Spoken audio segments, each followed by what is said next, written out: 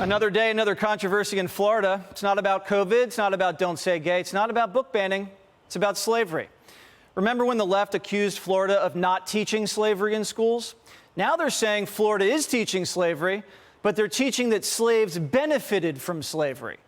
The Vice President of the United States, Kamala Harris, is the tip of the spear for this hoax. In the state of Florida, they decided middle school students will be taught that enslaved people benefited from slavery. They insult us in an attempt to gaslight us, and we will not stand for it. They want to replace history with lies. How is it that anyone could suggest that in the midst of these atrocities, that there was any benefit to being subjected to this level of dehumanization? That's what I wanted.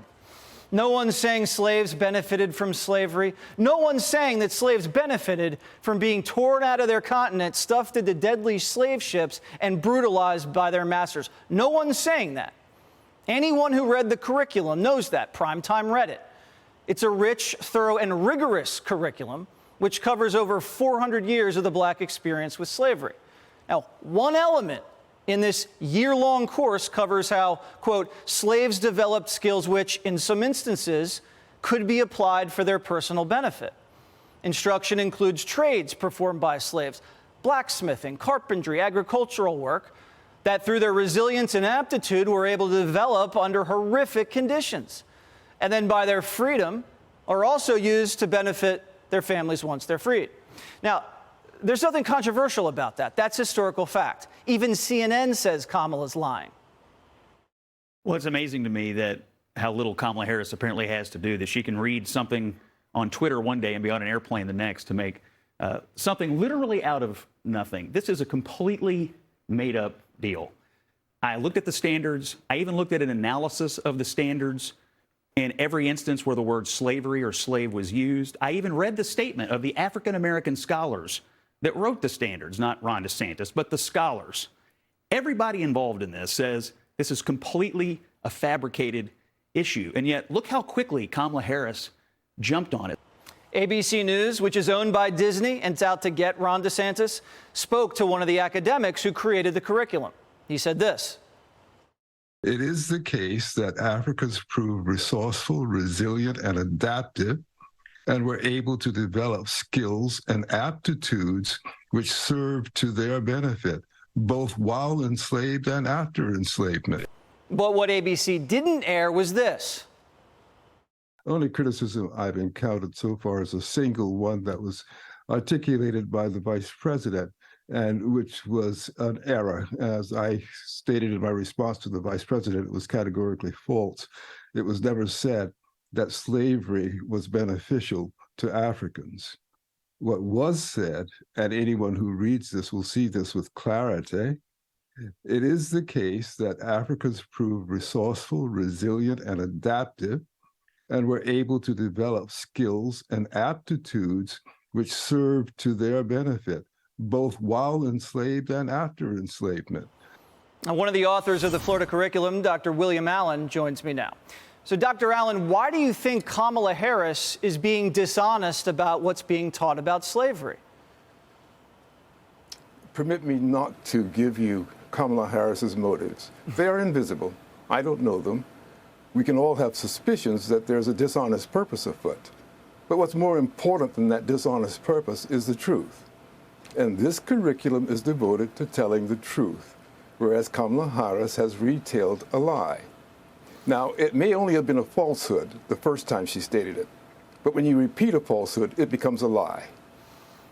Tell her right now what specifically this component of the slavery course teaches.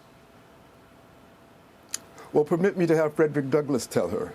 He wrote an autobiography in which he described how the mistress of his slave owner began to teach him to read. She pulled back the curtain through which a glimmer of light shone before the master forced her to close it. But that glimmer of light was enough for Frederick Douglass to illumine a bright flame that he exploited to his benefit and his country's benefit thereafter. Such examples are numerous, and they are retailed in the stories of people who suffered the indignity of slavery time and again.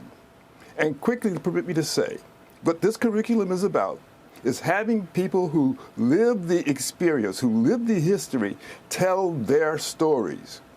And nothing is more important than that we never, ever erase the stories that the people who live the stories tell.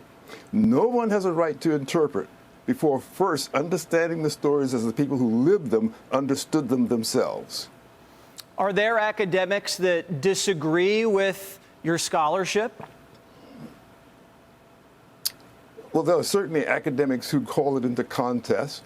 Whether you would consider Heather Cox Richardson an academic or not may be questionable, but she has at great length questioned it. But her questioning is as irrelevant as Kamala Harris's falsehood, even though she correctly cites the sentence that was called into question. Why? Because what is being done here is the attempt to create stories for our time and impose them on people who told their stories in their own time, thereby erasing their stories. And that means my story, by the way. Because after all, my great-grandfather came to this country through fraudulent inducement, looking for opportunity only to find himself a slave. But he had the pluck to seek opportunity. And that pluck that he brought with him provided the skills, provided the initiative that allowed him post-slavery to establish his family securely. And this is the story of millions of people. Those stories must be told as the people who lived them experienced them. And no one should be allowed to erase those stories. Why do you think some people are uncomfortable having a conversation about the graphic and real nature of what slavery was like? Because they have an agenda, and they only want slavery to be told from a certain perspective. Indeed, it's a wonderful irony when you think about it, that they are accusing the workforce that developed this curriculum of embracing the positive good school of slavery. That 19th century abuse, which I have refuted in my scholarship and many other people besides, these people are saying this is what's being presented in Florida. It is an absolute falsehood. If anybody is presenting the positive good school of slavery, it's the heirs of people like Calhoun and Taney and Woodrow Wilson, who continue to propagate the false picture that the birth of the nation was nothing but slavery. I can point out quickly enough that Frederick Douglass and Ida B. Wells in 1893 demonstrated in protesting the exclusion of blacks from the World Fair of 1893 amidst thousands of lynchings, that the accomplishments of black people post-slavery were the accomplishments not just of black Americans, but the accomplishments of American principles. And that is the truth that people seek to deny by erasing the stories of the people who lived through the histories. Well, Dr. Allen, thank you for seeking the truth. I wish more people could have this honest conversation about our history. It'd bring a lot of Americans together. Thank you. You're most welcome. Hey, Sean Hannity here. Hey, click here to subscribe to Fox News YouTube page and catch our hottest interviews and most compelling analysis. You will not get it anywhere else.